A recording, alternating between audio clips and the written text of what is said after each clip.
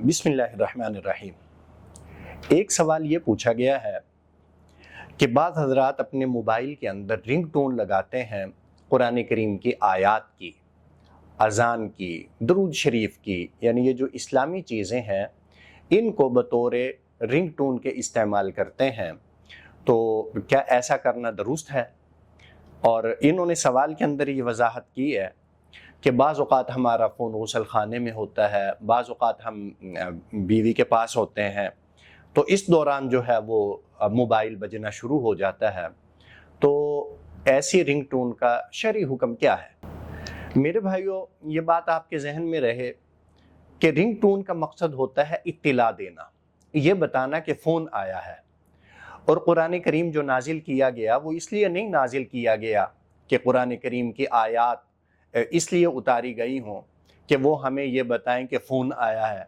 یا سرکار دو عالم صلی اللہ علیہ وسلم نے اذان سکھائی ہے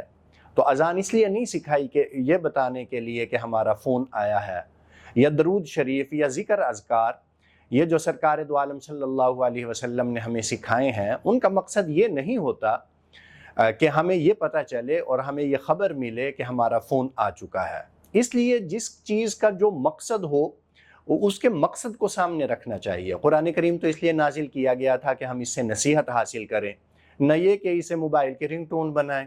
اذان تو اس لیے سرکار دو عالم صلی اللہ علیہ وسلم نے سکھائی کہ ہمیں پتہ چلے نماز کا ٹائم ہو گیا اور ہم نماز کے لیے نکلیں۔ اذان کا مقصد یہ نہیں تھا کہ ہم اس کو اپنے موبائل کی رنگ ٹون کے لیے استعمال کریں۔ تو اس لیے قرآن کریم کا، درود شریف کا، ذکر اذکار کا، اللہ اللہ کا جو اصل مقصد ہے، ہمیں اس مقصد کے لیے ان کو استعمال کرنا چاہیے۔ اور ویسے بھی میرے بھائیوں کہ فون جو ہے وہ ظاہر ہے بعض اوقات ہم غسل خانے میں لے کے چلے جاتے ہیں، جیسے کہ سوال کے اندر خود موجود ہے، تو وہاں پہ اگر قرآن کریم کی تلاوت شروع ہوگی تو ظاہر ہے یہ ایک مناسب بات نہیں ہے، یہ انتہائی غیر مناسب بات ہے۔ اس میں ایک اور قباحت بھی ہے کہ رنگ ٹون جب بجتی ہے تو انسان فون اٹھاتا ہے۔ بعض اوقات ہم کسی ایسی جگہ فون اٹھا لیتے ہیں کہ ترجمے کا بالکل بیڑا غرق ہو جاتا ہے۔ میں اس کی آپ کو بڑے آسان سے انداز میں سمجھاتا ہوں۔ قرآن کریم کی آیت کا تو پہلے ترجمہ مشکل ہو جائے گا، لیکن یہ جو ہے لا الہ الا اللہ، اس کا ترجمہ تو ہم سب کو پتہ ہے۔ لا الہ الا اللہ، لا الہ، لا کا ترجمہ ہوتا ہے نہیں، الہ کا ترجمہ خدا، خدا نہیں ہے، اللہ نہیں ہے،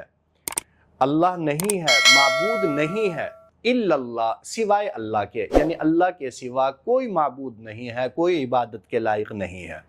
ہم نے رنگ ٹون مثال کے طور پہ یہ لگا دی لا الہ الا اللہ کی،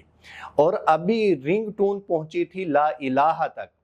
اور میں نے فون اٹھا لیا، تو اب لا الہ بغیر الا اللہ کے اس کا ترجمہ یہ ہوتا ہے کہ معبود ہوتا ہی نہیں ہے، خدا ہوتا ہی نہیں ہے۔ تو اب یہ ظاہر ہے یہ ترجمہ بالکل بگڑ گیا اور ترجمہ بالکل غلط ہو گیا۔ اسی طرح اگر ہم قرآن کریم کی کوئی آیت لگاتے ہیں تو بعض اوقات کسی ایسی جگہ